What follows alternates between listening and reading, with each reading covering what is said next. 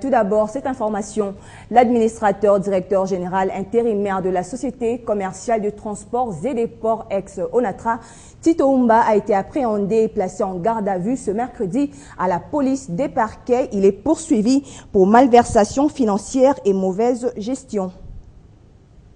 Ce mercredi a été une journée consacrée au contrôle parlementaire à l'Assemblée nationale. La tradition a été respectée et c'est la ministre de la Justice et des Droits humains, Wivine Mumba Matipa, qui a répliqué aux préoccupations des députés en rapport avec la question orale avec débat lui adressé dans son secteur.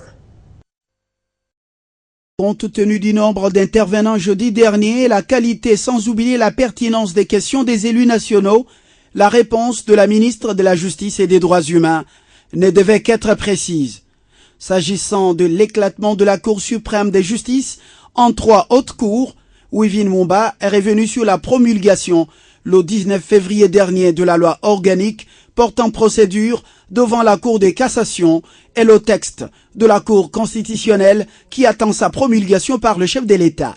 La ministre a même annoncé l'achèvement des infrastructures qui accueilleront ces 3 juridictions au cours du dernier trimestre 2013 pour dire à quel point le gouvernement s'y emploie.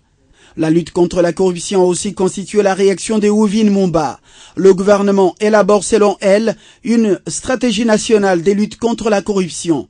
Le texte serait déjà transmis à la commission de droit du gouvernement central pour discussion et adoption. Le gouvernement a aussi proposé, selon la ministre de la Justice, la création d'une agence de lutte contre la corruption en République démocratique du Congo. Des dispositions dont la conjugaison permettra, selon Wivine Mumba, le déracinement de ce mal profond dans le pays. Non convaincu de la réponse de la ministre, l'auteur de la question orale avec débat, Crispin Bindoulé, a promis de transformer sa démarche en une interpellation. Le chantier santé préoccupe au plus haut point le Premier ministre. Voilà qui justifie la visite ce mercredi d'Augustin Matata Ponyo à l'hôpital général de référence de Kinshasa, mais également à la clinique Ngaliema. Ces 2 complexes hospitaliers souffrent d'un manque de matériel médicaux et ont besoin d'être réhabilités. C'est le constat fait sur place par le chef du gouvernement. Matata Ponyo a donc promis d'agir dans l'urgence pour le bien-être des malades. Au total, 66 hôpitaux et 300 centres de santé seront réhabilités dans les tout prochains jours. Hôpital général des références de Kinshasa. Loin de son bureau climatisé, cravate rouge comme d'habitude, le technocrate vient rendre visite aux malades. Ici, le Premier ministre, accompagné du ministre de la Santé, vient palper du doigt les conditions dans lesquelles ces malades sont hospitalisés et l'état de cet hôpital qui a été construit depuis 1912. Le constat est amer. L'hôpital général de Kinshasa, c'est le plus grand hôpital qui puisse exister, non seulement dans la ville de Kinshasa, mais dans l'ensemble de la République. Mais son état est très déplorable. Et là, nous allons examiner les voies et moyens pour trouver une solution très rapidement. Et pour les malades, la visite du chef du gouvernement à l'hôpital général de Kinshasa est une occasion pour exposer leurs problèmes.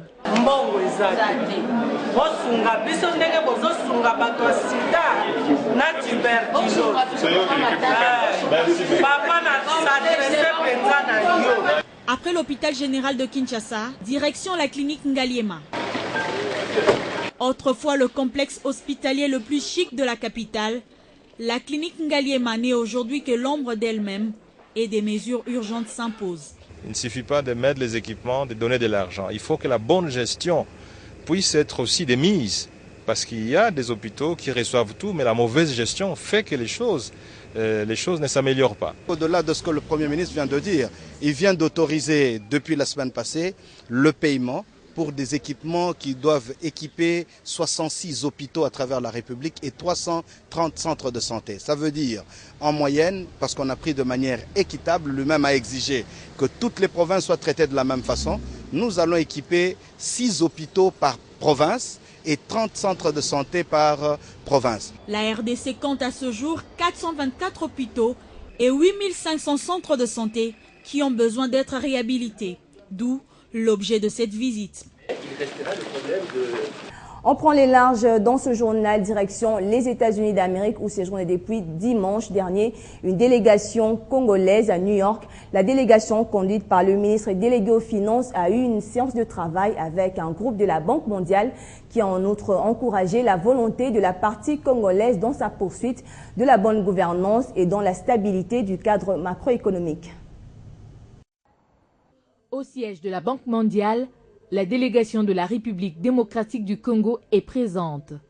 C'est une rencontre voulue par cette institution de Bretton Woods.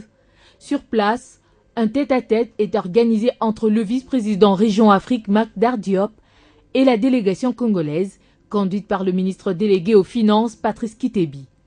La Banque mondiale reconnaît les efforts entrepris par la RDC concernant la bonne gouvernance.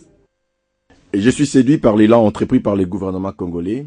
Et je tiens aussi à souligner que les relations entre la Banque mondiale et la République démocratique du Congo sont au beau fixe. Nous pousse davantage à assumer notre rôle, celui que nous devons assumer au sein de l'Afrique, du point de vue notamment économique, parce qu'il a dit que la RDC doit devenir la locomotive de l'économie au niveau de l'Afrique centrale. Et lui personnellement, il s'engage, ça c'est vraiment un engagement personnel, s'il peut sur la question de Inga, arriver à faire même les 50% des choses qui doivent être faites pour qu'on puisse matérialiser le projet Inga 3, il aura accompli avec satisfaction sa mission en tant que vice-président de la Banque mondiale. Un véritable tour d'horizon a été fait sur la coopération entre les deux parties. Le réveil de la République démocratique du Congo est souhaité par la Banque mondiale afin de booster le développement intégral de la région subsaharienne. Retour à Kinshasa au siège du ministère des Finances. Vous le savez, c'est chaque mercredi que tous les responsables des services mobilisateurs des recettes se réunissent dans l'enceinte de l'immeuble argenté. Objectif, faire l'évaluation de la situation de recettes mobilisées par les entreprises ayant en leur charge l'élargissement de l'assiette fiscale. En l'absence donc du ministre délégué aux Finances qui d'habitude dirige cette rencontre, c'est son vice qui est revenu sur la détermination de l'exécutif national de doubler d'efforts dans la maximisation de recettes afin de permettre au gouvernement d'atteindre ses différents objectifs assignés, notamment le relèvement du niveau social des Congolais. On écoute ici le vice-ministre des Finances, Roger Chulungu. Pour le mois d'avril 2013, nous misons sur les recettes de 431 milliards de francs congolais. Cela n'intègre pas la part réservée aux pétroliers producteurs. Et à la date du 17 avril, aujourd'hui, qui a déjà dépassé les deux échéances fiscales, respectivement du 10 et du 15 du mois, en ce qui concerne l'IPER et la TVA, il serait difficile de donner les chiffres à cette date du fait que la Banque centrale a connu des difficultés de nivellement des recettes du Trésor pendant les 4 derniers jours. Donc c'est à partir de la semaine prochaine où nous allons vous donner ce qui est effectivement encaissé par la Banque centrale du Congo à ses spécificités. Et notre rôle, c'est d'atteindre les objectifs. Et c'est l'option volontariste du gouvernement par le truchement du ministère des Finances. Donc, comme je l'ai indiqué, nous travaillons sur l'objectif de doublement des recettes. Certainement, les 431 milliards positionnés seront réalisés. La RDC à nouveau à l'honneur avec l'élection du procureur général de la République, Flori Kabange Numbi, à la vice-présidence de l'Association des procureurs d'Afrique. L'APA est une branche de l'Association internationale des procureurs et de branches de poursuite. Suivez. C'est dans son cabinet de travail que le procureur général de la République, Flori Kabange Numbi, nous a reçus. Désormais, à son titre de procureur général de la République de la RDC, il faudra ajouter celui de vice-président de l'Association des procureurs d'Afrique, APA. L'homme a été notifié de son élection le 13 avril dernier par l'entremise de l'ambassadeur de la RDC à Windhoek, où s'est tenue la 7e conférence de l'Assemblée générale du comité exécutif de l'APA. Par ce titre, c'est la RDC qui est mise en avant et Flori Kabange Numbi se dit très honoré. C'est une fierté, non pas pour un individu que je suis, mais pour toute la République démocratique du Congo.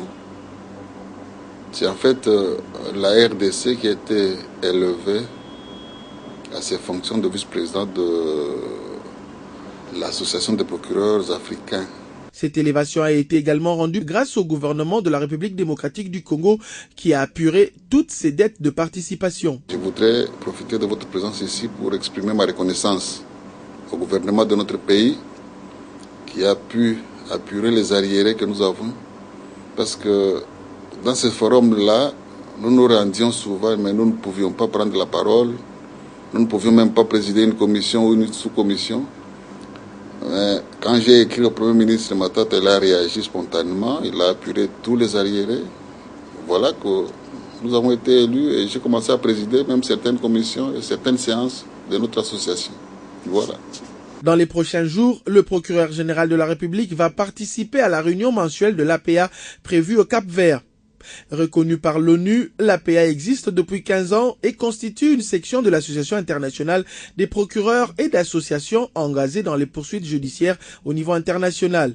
De ce fait, elle facilite l'entraide et la coopération entre États, notamment pour traquer les malfaiteurs. Et puis, vous le savez, le journal officiel de la République démocratique du Congo, guide de diffusion en ligne des décisions juridiques du chef de l'État à un nouveau directeur général en la personne de Louis-Marie Lufungula, nommé par ordonnance loi depuis le 13 avril dernier. Le concerné a pris ses fonctions officiellement ce mercredi au siège même de cette institution, tout en rassurant la continuité du travail entamé par son prédécesseur Maurice Nyamugabo. Doudumbala pour le reportage. Et la petite clé ici, c'est la clé des valves.